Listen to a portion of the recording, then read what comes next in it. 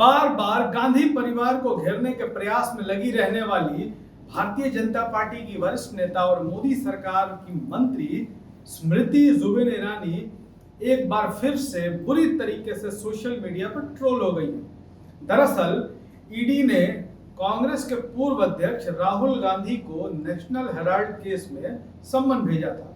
राहुल गांधी आज उस सम्मन का जवाब देने के लिए ईडी दफ्तर गए हुए हैं, या कह सकते हैं कि ईडी दफ्तर में पेश होने के लिए जा चुके हैं।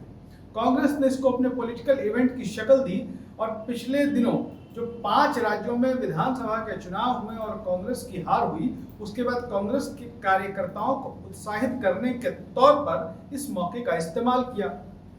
अब भाजपा ने इसके काउंटर के लिए चुना केंद्रीय मंत्री स्मृति ईरानी को। स्मृति ईरानी ने इस मसले पर प्रेस कॉन्फ्रेंस किया और कहा कि कांग्रेस के नेता लोकतंत्र को बचाने का प्रयास नहीं कर रहे हैं, बल्कि गांधी परिवार के 2000 करोड़ की संपत्ति को बचाने का प्रयास कर रहे हैं। आपको पता है कि भारतीय जनता पार्टी तो कहती है कि वो गांधी परिवार या राहुल गांधी को कभी सीरियसली नहीं लेते, लेकिन जैसे ही कोई मसला राहुल गांधी से जुड़ा होता है, पूरी भारतीय जनता पार्टी, पूरी केंद्र सरकार, भाजपा के तमाम मुख्यमंत्रियों की फौज, हर राज्यों के मंत्री सभी सामने आ जाते हैं और राहुल गांधी पर चुन चुनकर एक एक कर हमला करना शुरू कर देते हैं। आज भी यही हुआ है। जब राहुल गांधी ईडी के दफ्तर में पेश होने के लिए जा रहे हैं तो किसी भारतीय जनता पार्टी के नेता की टाइमलाइन राहुल गांधी और गांधी परिवार के विरोध से खाली नहीं दिख रही है। सबने कुछ न कुछ जरूर कहा है, सबने कुछ न कुछ जरूर लिखा है। लेकिन स्मृति ईरानी ने यह कहा कि कांग्रेस के नेता लोकतंत्र को बचाने का प्रयास नहीं कर रहे हैं, बल्कि गांधी परिवार के 2000 करोड़ रुपए की संपत्ति बचाने का प्रयास कर रहे हैं। लोगों ने स्मृति ईरानी को यहीं से ट्रोल करना शुरू कर दिया। हमने जब ट्विटर को खंगाला तो देखा कि परमानंद रेड्डी नामक एक यूजर लिखते हैं कि जब मैं ही नहीं, मेरे से पुरानों के पास खाने को रोटी नहीं थी, तब से पहले गांधी परिवार संपत्ति वाला परिवार है। इसलिए आज भी लोग उनसे मिलते वक्त घिग्गी बांधे चुप खड़े रहते हैं। यकीन नहीं तो पूछ लो पुरानों से। अश्वनी कमल सोनकर एक यूजर है, वो कहते हैं कि आंटी अच्छा हुआ आप मिल गए।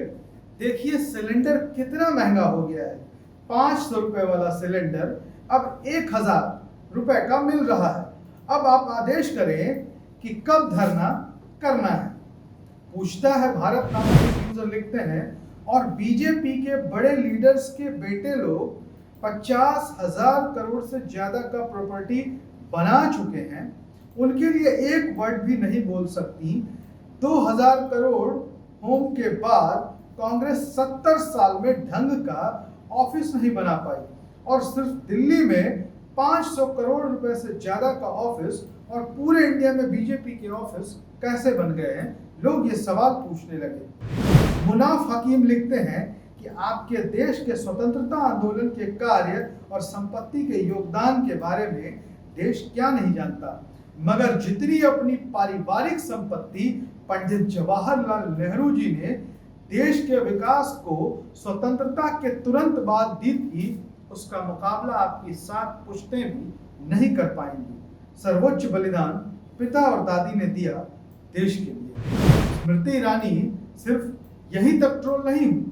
अजय कनौजिया हिंदुस्तानी नामक एक यूजर ने तो लिख दिया, मैडम जी महंगाई बेरोजगारी पर तो अब मिस्टर इंडिया हो गई है, कहीं दिखाई नहीं दे रही है।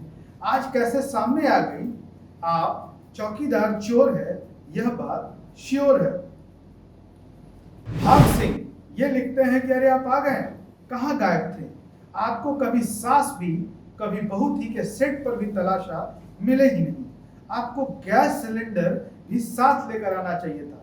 देखो ना 300 का सिलेंडर 1000 के पार पहुंच गया है।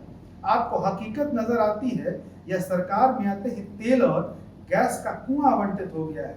जनता का विलाप क्यों नहीं सुनाई देता। धीरेन्द्र उपाध्याय लिखते हैं कि पगला गई हैं और दूसरों को पागल बना रही हैं। अपना क्या कर रही हैं, अमेठी क्या लंदन बन गया है। जिस जिस विभाग की जिम्मेदारी संभाली उसका डामाडोल कर दिया है।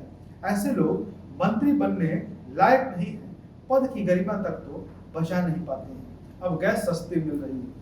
प्रियंका गुप्ता लिखती हैं, सिलेंडर के सवाल पर भाग खड़ी होने वाली ज्ञान बांट रही है। तो हमें उम्मीद है कि हमारी वीडियो आपको पसंद आया होगा। जिस तरीके से जनता आज जवाब दे रही है भारतीय जनता पार्टी को और स्मृति ईरानी टाइप के नेताओं को, तो ऐसे में आपको वीडियो शेयर करना चाहिए और हमारे YouTube चैनल प्रेस जागरण को भी सब्सक्राइब करना चाहिए। धन्यवाद।